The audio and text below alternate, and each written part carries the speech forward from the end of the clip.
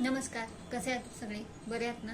तुमच्या इच्छा, आकांक्षा, मनोकामना गणपती बाप्पा पूर्ण करू देत आणि तुमचा हा आजचा दिवस खूप छान जाऊ दे. तर आज आहे नागपंचमी. आज मुली हातावर मेहंदी काढतात आणि काल भावाचा उपास होता.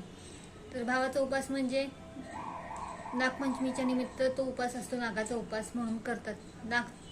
आज नाग चतुर्थी आहे. काल नाग चतुर्थी होती, सॉरी, आणि आज नागपंचमी आहे. तर नागचतुर्थीचा उपवास असतो, ते काही लोक करतात. तर आज नागपंचमी आहे. तर आज नागपंचमीच्या दिवशी आज नागोबाची पूजा करतात.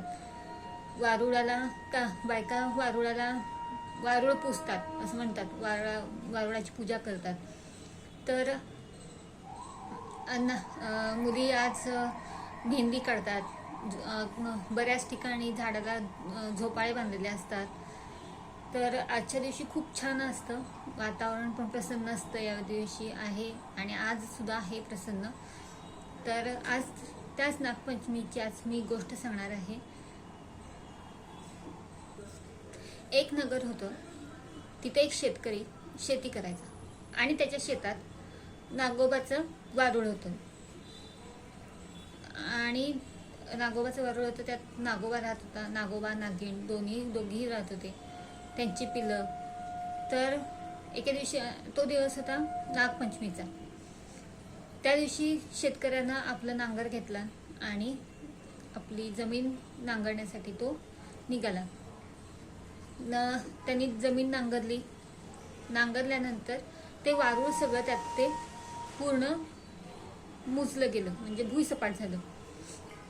थोड्या वेळानं नागिन आली. नागिनीला आपलं वारूळ काही दिसेना. मग तिनं सगळीकडे शोधलं, आपली पिल्लं सुद्धा शोधली, पण तिला काय वारूळ सापडलं नाही का पिल्लं सापडली नाहीत. शेवटी तिनं नांगराचा फाळ बघितला, तर तो रक्तानं माखला होता. तर तिला वाटलं, तिला कळलं की आपली मुलं यात मेली आहेत, आपली पिल्लं मेली आहेत. तर तिला राग आला. त्या रागातच तिनं काय केलं, शेतकऱ्याचा निर्वंश करायचा, म्हणजे शेतकऱ्याला मारून टाकायचं या ह्याच्यामध्ये ती त्याच्या घरी गेली. आणि तिच्या घरी गेल्यानंतर शेतकऱ्याच्या बायकोला, त्याच्या लेकी सुना जे कोण होतं ते सगळ्यांना तिनं दंश केला आणि ती सगळी मरून पडली.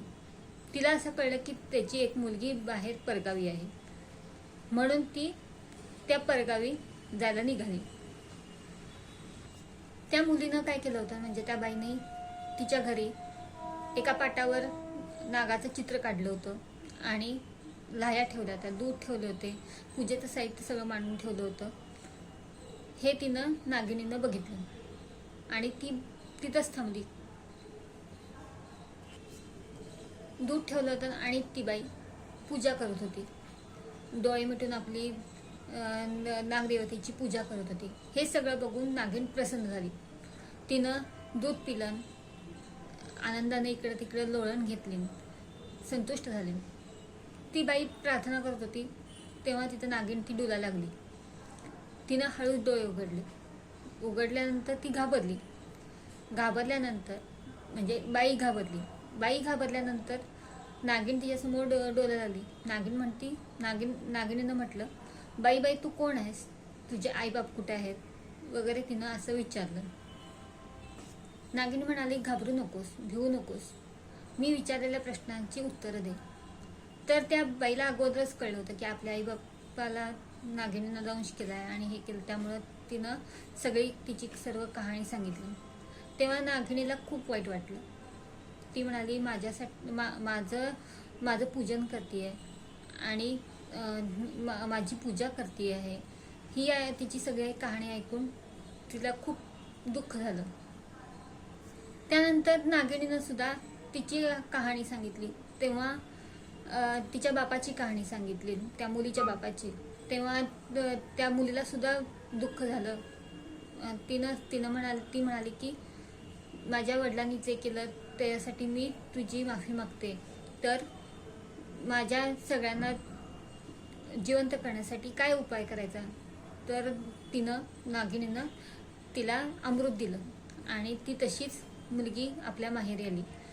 सगळ्यांना तिनं अमृताचं थेंब त्यांच्या सगळ्यांच्या तोंडात टाकलं. सगळे तसेच जिवंत झाले. जिवंत झाल्यानंतर तिनं आपल्या आईवडिलांना ही कहाणी सगळी सांगितली.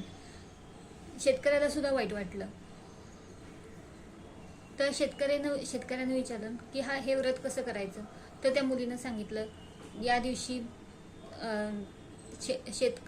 शेत खणू नये, चिरू नये, तळू नये, असं हे जेव्हा हे असं व्रत करायचं आणि नागोबाची पूजा करायची असं सांगून तिनं व्रत सांगितलं.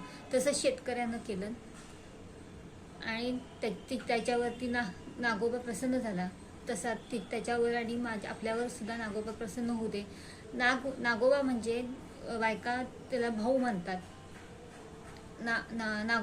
नागोबा भाऊ म्हणून त्याला पुजतात. भावाचा उपास म्हणून उपास धरतात. नाग चौथीच्या दिवशी उपास असतो, तेव्हा भावाचा उपास म्हणून बायका उपास धरतात.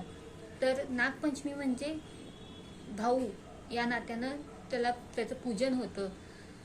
तर ही नागपंचमीची अशी कथा आहे. तुम्हाला आणि ह्या कथा कशा वाटल्या, ही कथा कशी वाटली ते मला सांगा.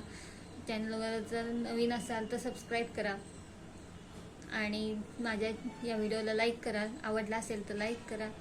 तुम्हाला ही कथा आवडली असेल तर कमेंटमध्ये मला सांगा. तर अशाच कथेबरोबर आपण पुढच्या व्हिडिओमध्ये भेटू. तोपर्यंत नमस्कार.